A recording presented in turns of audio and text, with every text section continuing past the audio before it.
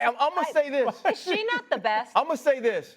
Stephen A., you are an absolute star. You ain't got nothing on her, bro. Your silence is golden because you are being outshined. She is phenomenal. And she only told one lie, that you can't afford the hair plugs. Because you can't. You absolutely can't. And she told people, look for her. Let me ask you a question. Excuse me. First of all, a couple of things. Now, number one, her trolling me and messing with me, she's no different than her aunts because all of my sisters, I get a compliment once a decade from my family. Let's get that out the way. My nieces and nephews, I got 15 of them, okay? And my sisters, I get one compliment a decade maybe. Let's get that out the way first. Secondly, last time I checked, all of the dudes on the show today are fathers. So y'all know I'm telling the truth when I say this. Of course she's the star. You understand? RC, your son is the star. Doggy, your daughter, good Lord have mercy, a superstar. Louis Riddick, come on now. We all know as dads, we're the last to matter. You understand? We're the most unappreciated dudes in the world. No question. We get it. So this is nothing new. That she takes over and she comes on there just to troll me along with everybody else. But I love her to death, so I'm at the mercy of her. Honestly, you should bring her on more. She should be, she needs a permanent spot. Samantha A. Smith needs a permanent spot on the show. No. She needs her own segment. If you want to make the show as big as it could possibly be, that's what you do. Clip this, send it to her, let her know I approve. She said, yes, his forehead has room. His forehead will always have room. Hey, earned, not given. That's what we do with our kids. Earned, not given. I don't know. Sometimes there's just raw talent, Yeah, and you got to capitalize on it before somebody else does, Stephen A. All right, we'll keep it rolling here, guys, to the NFL. The Bengals and Trey Hendrickson have yet to reach an agreement with just 2 weeks till week 1 of the NFL season. Hendrickson told our very own Laura Rutledge he and the Bengals are close on an annual salary and length of terms. However, it's the team's unwillingness to give him guaranteed money. We know that's what matters in football. That's the hang-up. So yesterday, RC felt strongly about the Bengals wasting Joe Burrow's star talent. Let's flash back. Are we concerned that they are wasting this stage of Joe Burrow's career? Absolutely. I mean, if you watched that game last night and you think about, especially early on last season, we've watched people run for more miles against the Cincinnati Bengals than David Goggins. If you're Joe Burrow, the reason that you're out here in the preseason is because you know you have to score 40. The reason that you're trying to do different things while you're trying to get reps with second-team wide receivers is because you know you're going to need them at some point in the season in order to make plays to help a defense that's going to be absolutely putrid. And when you watch this in the preseason, you have to be sick to your stomach because you know there's going to be some games where you sit in the post-game press conference that you scored 35, 38, maybe 41, and you still catch an L. Do you agree with RC? I understand what he's saying. I think RC hit it. Their defense is terrible, but I don't think Hendrickson would make that big a deal with their defense one way or the other. They got a bad defensive team. So they are an offensive team. They have to score 40 a game. They got the 2 great receivers. He's a great quarterback. They seem like they're committed not to get off to these terrible September starts because he's played Burrow a lot in preseason. Last year in week 1, they lost to Brissett and the Patriots, if you remember correctly, in the first game of the year. So do I think that Cincinnati is a championship-level team?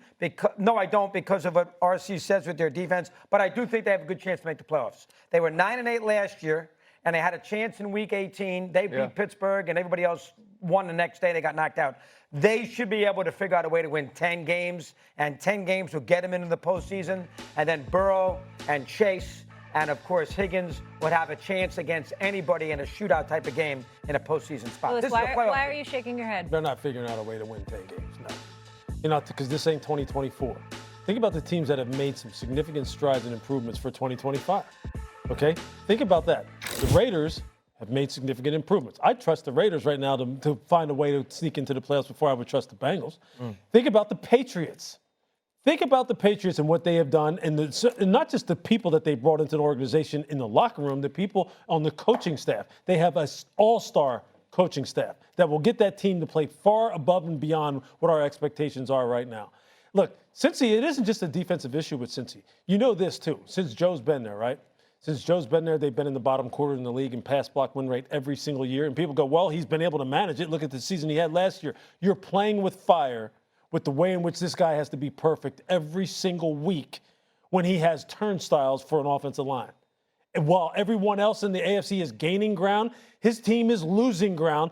He's keeping his. He kept his dudes. But as far as the supporting cast is concerned, every other football team's getting better. They just are. The West has gotten better. The East has gotten better. The AFC North, hey, let's just see what happens here with Pittsburgh, okay? You know defensively they're going to be better. And if Aaron is on it, like RC and Jalen Ramsey and people are saying how he's looked in training camp, hey, man.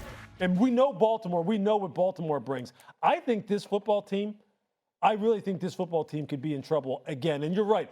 You're right. Look, Trey Hendrickson does not make them a Super Bowl contender, does not make them a playoff contender by himself alone. There are far more foundational issues with this football team. Stephen A.?